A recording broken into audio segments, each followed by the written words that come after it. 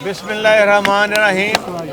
आज यहाँ ज़मान पार्क के अंदर जो पुलिस आईजी की सरबराही में और पुलिस के हुंडों ने जो ईद उदम मचाया यहाँ पे, हालांकि आला अदलिया ने ये फैसला कर दिया था कि ये चीज़ें तय हो गई हैं और वो इस तरह नहीं करेंगे बल्कि रिसर्च वारंट लेके जाएंगे। अगर कोई बात करनी है, कोई चीज़ समझते हैं ऐसी पड़ी हुई है तो वो घर वाले इजाज़त दे देंगे।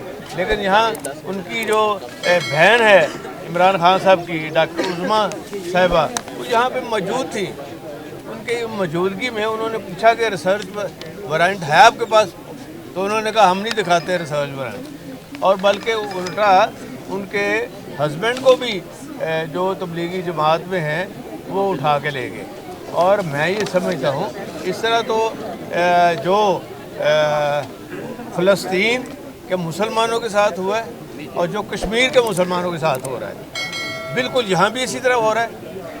और ये किया उन्होंने, ये कि हुलिया बना के रख दिया है ये स्टेट का, और ये इस सारे एरिए का मैं खुद देख के आया हूँ। अंदर भी मैंने देखा है, हर तरफ तोड़ फोड़, उनके घरों का उनका सामान बिखरा पड़ा है और उनके कपड़े, खान साहब के और लेडीज़ के कपड़े, जबकि सिर्फ अंदर उनकी बेगम साहिबा मौजूद हैं और इनको ज़रा ख़वातीन का लिहाज नहीं आया, इनको ज़रा पर्दे का लिहाज नहीं आया। इनके अपने घरों में माएँ बहनें नहीं हैं। ये क्या समझते हैं कि ये इसी तरह होता रहेगा, इसी तरह ये चलाते रहेंगे? ये खूनी स्टेट का जो नक्शा पेश कर रहे हैं सारी दुनिया में, तो क्या फ़र्क रह गया है? फ़लस्तीन में भी इसी तरह मार पड़ती है मुसलमानों को, और अब जहाँ भी इन्होंने ये काम शुरू कर दिया है।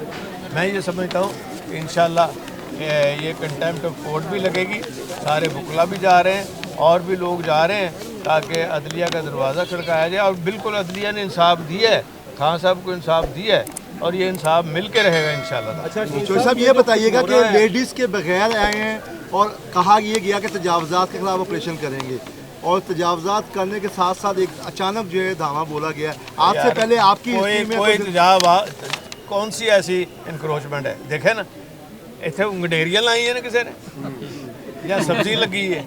पागल हो, कब तक चलेगी इनकी? तशद्दुद कर किया उन्होंने।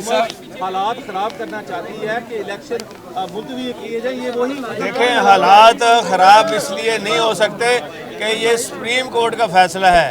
ये सुप्रीम कोर्ट का फैसला है कि इलेक्शन हो के रहेगा, टाइम पे रहेगा। ये जो मर्जी कर लें, इनको अपनी मौत नज़र आ रही है कि ये इलेक्शन हार रही है नून लीग। ये नून लीग के ये राना सनाउल्लाह और मरियम के कहने के ऊपर ये सारा ऑपरेशन। चौधरी साहब ये बताइएगा कि अल्टीमेट चौधरी साहब ये बताइएगा कि अल्टीमेट गोल तो ये था दोनों असम्बलियाँ तहलील करने का कि जनरल इलेक्शन की तरफ जाया जाए, लेकिन जनरल इलेक्शन की तरफ तो नहीं गए। पंजाब और केपी में ही दोबारा इलेक्शन हो रहा है।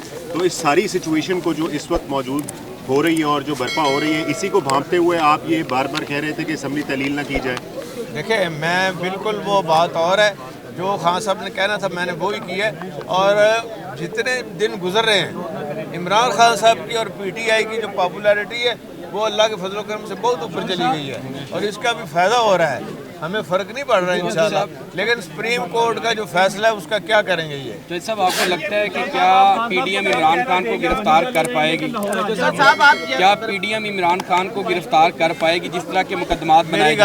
बात सुने ना, ये इनकी ख्वाहिश रही है। खान साहब का जो बयानिया है, जो उन्होंने इशू उठाया इस कौम के लिए, और सोए हुए कौम को अब जागना पड़ेगा और बाहर आना पड़ेगा। मरियम बीबी ने कहा कि गाड़ी तो बम से उड़ाई जा सकती है, ये क्या धमकी है? और मैं ये समझता हूँ, देखें, जो खान साहब ने हमेशा इनके खिलाफ आईनी और कानूनी रास्ता लिया है और इन्होंने कानून का, आइन का और जो अदलिया ने फैसला किया हुलिया बिगाड़ के रखा है।